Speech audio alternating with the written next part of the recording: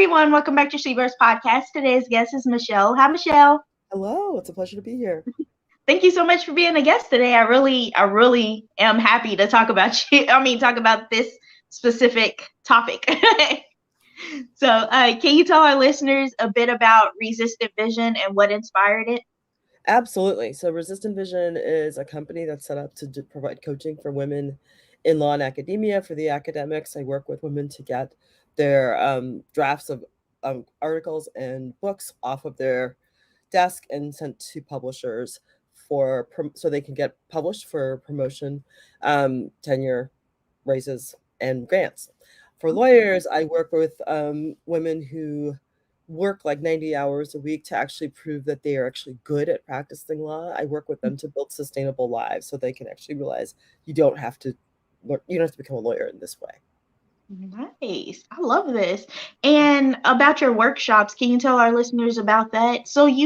I also wanted to ask you about what is it called whenever you have to take the test to get The your bar exam.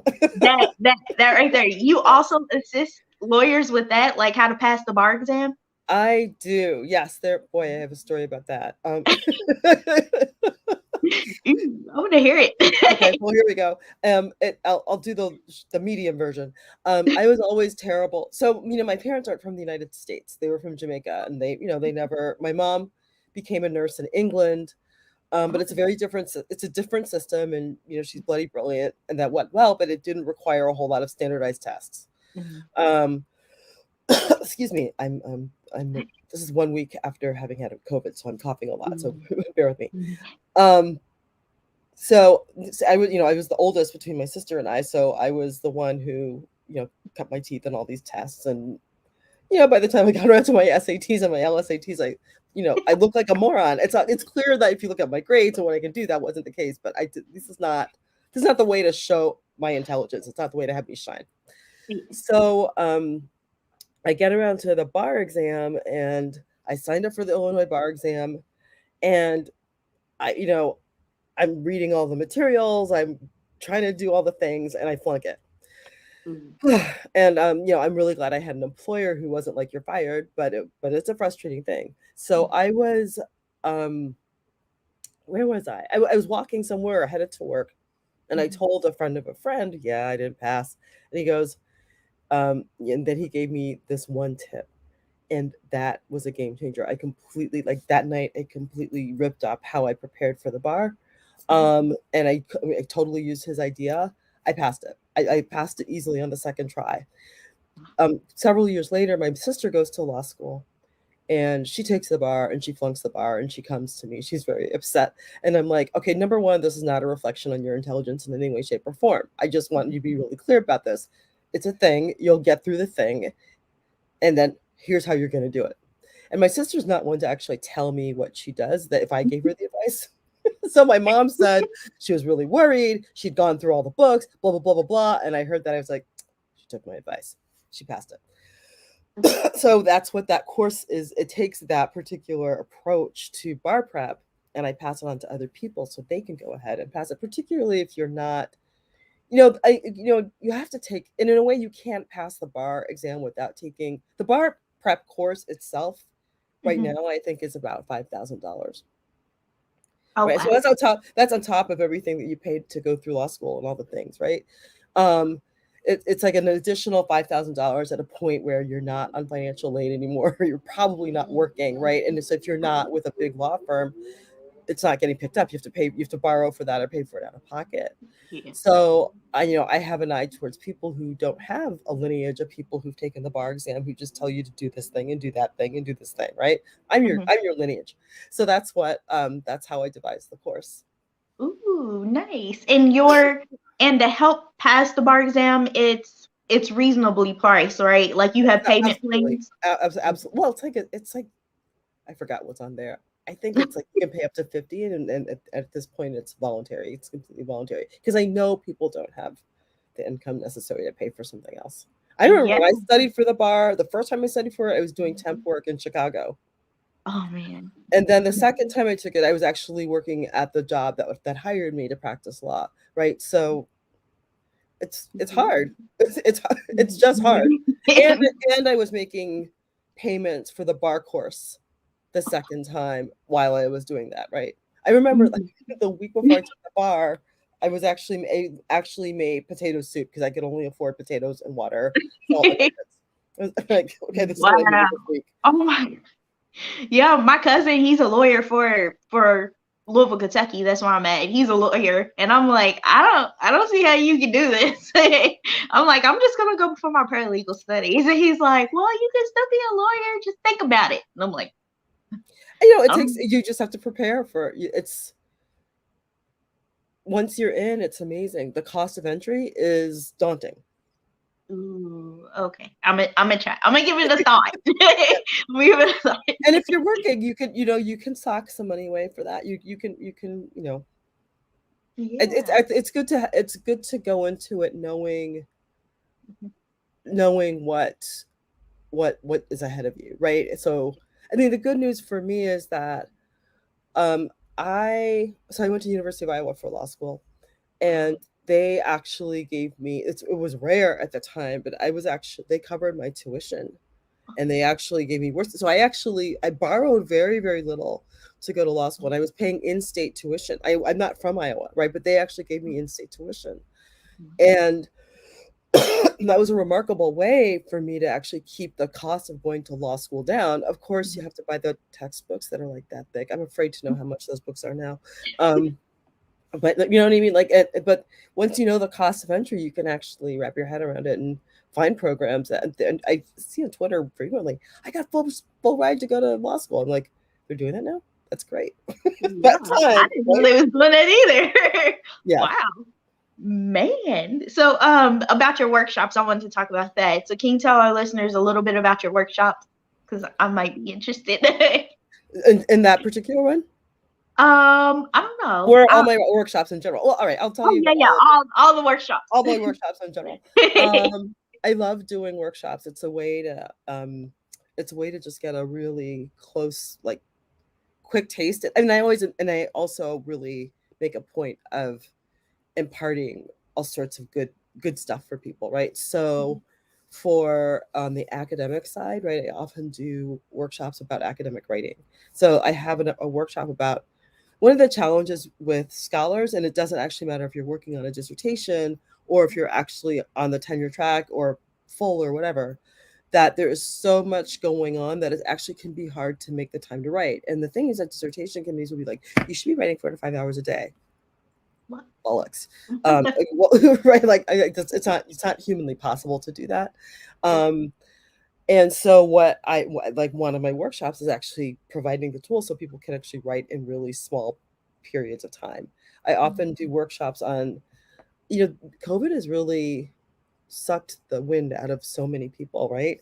And so I've done a lot of workshops on just getting people connected to finding their purpose. Like, why are you doing, people like, oh, I'll be a professor, I'll be a lawyer. And it sounds really great. It seems really, really great, and I should say not but the industries have their own motivations that have nothing to do with you, right? So with law firms, right, their job is to actually figure out how to generate as much profit as possible for the partners. So they'll use an associate and ring them out and kick them out and hire another one, right? It's a cheap business model, and that's how it's built, right?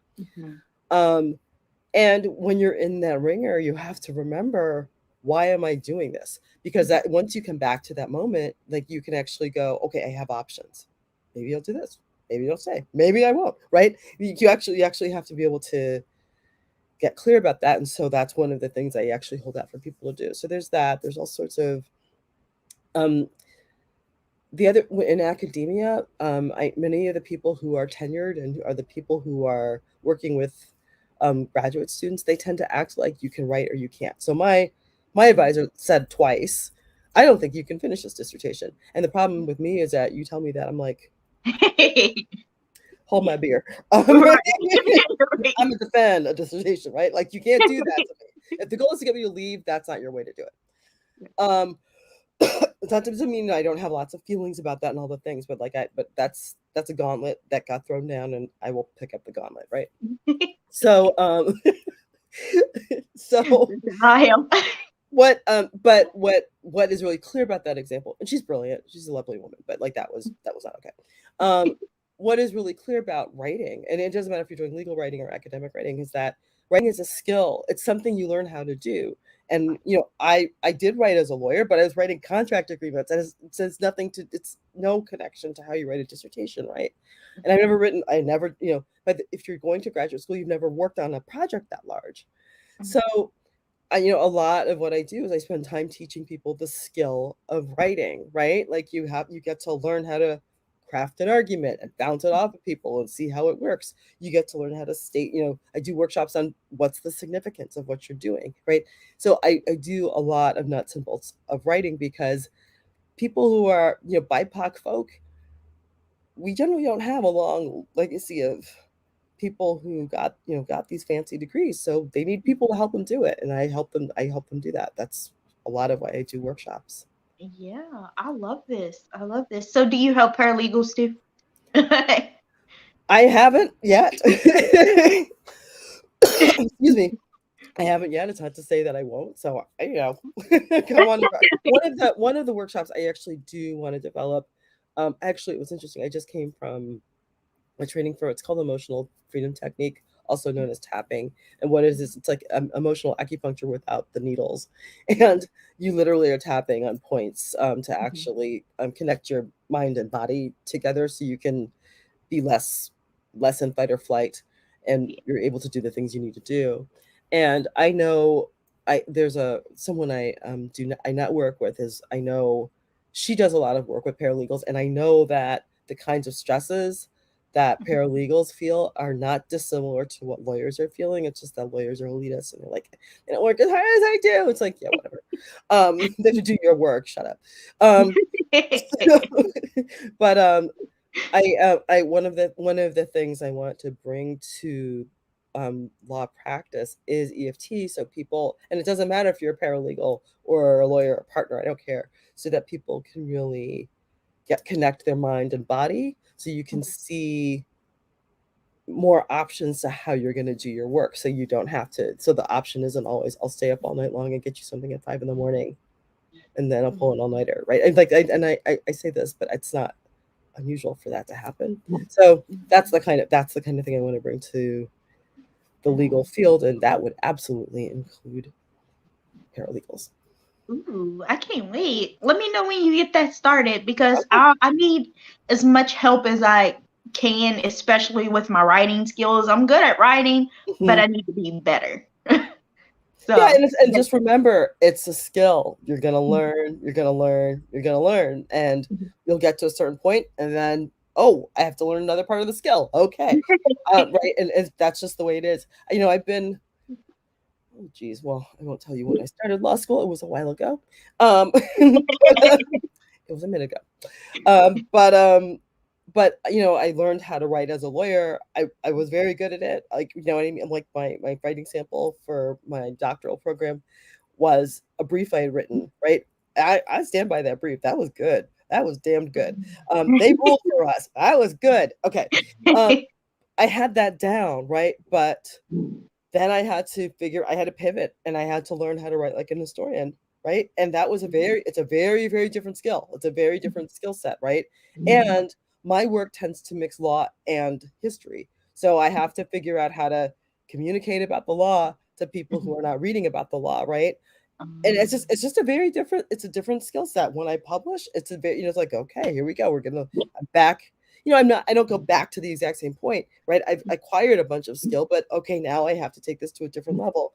And it's a different learning curve. And it is what it is. In a world where people want everything right now, it's Mhm. really frustrating to learn new skills. I get Yeah. that. I appreciate it. And these are new skills. Mhm. Oh, okay. So, have you ever thought about teaching law? Like, do you do that? Teach I have, law? I used to teach history. I actually just stopped teaching history this Oh. semester, but I haven't thought to teach law. I don't. I've not practiced in long enough that I don't feel comfortable doing that. I feel very passionately about the well-being component about the legal profession. It's what's part of why I left, is because I was working. 90 hours a week for $40,000 a year. I get the formula a little wrong, but I was working that much. I was working with the union, which I loved, except that they are some hard living people, right? So I was drinking, I was smoking, and I was eating a lot of McDonald's because it's the only meal I could grab to go from bargaining table to bargaining table. Mhm. And I looked at myself and I thought, you want to be a mother by the time you're 40, you're trying to have a heart attack, right? and Mhm. right, and then the person who became my spouse suggested that I try to earn a PhD, and I was like, that's better, ha. But I mean, I had no regrets about it, but I acted like, oh, this is gonna be completely chill. No, it's not. Um, but um, but I but when I'm now that I'm back in the legal, now that I'm approaching law from this component of wellness, I'm Mhm. stunned that when I left law, we're like it's literally at the same point. It feels like nothing has shifted, right? Mhm. Lawyers are killing themselves, right? There's still high levels of alcohol use, right? And it's like, wow, Man. okay, okay, got our work cut out for us. Yeah. Yeah, it's Wow. like literally 20 years later, and I'm like, we're at the same point. Okay. Yeah. Man. Man. Man. Man. My It's not, last this and is not, final I'm question. not discouraging people from becoming lawyers. I'm not. I'm Yeah. just saying that Work. We'll have to work hard for it. you have to work hard for it, but it's not just the external stuff. Like you have to figure out why you're doing it and how Yeah. you want to do it, right? Yeah. Because everyone else will tell you how you should do it, but if that's not the Mhm. way you want to do it, you shouldn't. There's a woman who wrote a book, Rachel Rogers. We should all be millionaires, and her argument is that um, BIPOC women actually need to be millionaires because we use money very differently. But she Yeah. talks about her journey to actually owning Have Hello 7. And in that journey, she said, she started as a lawyer and Mhm. she was given offers to go and interview with fancy firms. And she really thought about it. And she's like, I don't want to work like that. Mhm. Right? I don't like, they would have flown her here and dined and wined her here. And she's like, I don't want that life. And for a girl who grew up in Queens who was broke, that's a hell Mhm. of a statement to make, right? And she talked Yeah. Oh, about how that like what she did didn't earn her as much money at first, but mhm. until she actually went to practice for herself. But like that takes a lot of it's important to know like I don't want that life. Mhm. Yeah, I agree. I agree. Like now you're gonna make me think about it if this is what I really want. But I have pursued it when I was 18 and then stopped and dropped out and now I'm going back when I'm 34 and I'm like this is exactly what I want to do. Hmm. So I'm And that's definitely good gonna to pursue. know. And you're not necessarily going to go to these law firms, right? You're not going to Mhm. get royal out in that way. It's not to say it's not difficult in different contexts, but Mhm. at least you're making a decision not to do that, and that's the decision that people actually have to make. I mean, law firms give you golden handcuffs, right? You are Mhm. paid a gazillion, $250,000 up per year. You're getting paid well, but you don't have a life. Right, right. It's like Yeah, they own you, yeah. right? Like this That's is what I fun, don't want. You're and that's what you have to right. know, and that's what you have to know. Yeah, definitely. My last and final question for you, Michelle, is what advice would you give our listeners who want to hire a coach such as yourself, but are on the fence about it? Well, I think actually it helps to talk to the coaches you would like to hire, um, Yeah. right? Because you and tell them I'm on the fence and this is why.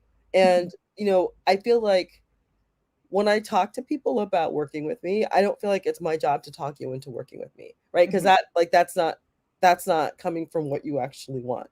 Right. And a coach who's in integrity is going to say, look, that's not my strength. You should Mhm. talk to so and so. Or, oh, wow. Well, if you want that, I can show you how I can get you from this part to this part, right? You want people in their integrity. You want people who are going to not just tell you what you want to hear, but Mhm. but actually deliver what they want. And Mhm. you have to be really clear about why you're hiring a coach, right? People hire coaches because they want transformation in their lives. They want to get from point A to point B, right? So I talked about at the beginning of this, I talked about people want to publish so they can get tenure promotion Mhm. etc. Right? Like that's a transformation that they're trying to make happen. Or, you're trying to transform from being grist in the middle of a law firm to figuring out how to have a life and have a boo and like enjoy your home, right? To actually having work life balance. Those are transformations that people want to make, and you have to be clear about your transformation. And when we're doing transformations, they're often not just external transformations, right? To make the outer happen, you have to change inside, and you have to be clear. If you're not clear that you're ready to do that work, you're probably not ready to hire a coach. If you are clear you want to do that work, then you have to make sure you find the person that can help you effect Mhm. that transformation best. Yeah, I agree. That's really, really great advice. I agree. I want to thank you so much, Michelle, for coming on my podcast today and chatting with Thank me. you. Oh, my pleasure. Absolutely. You have a great day. All right, you too.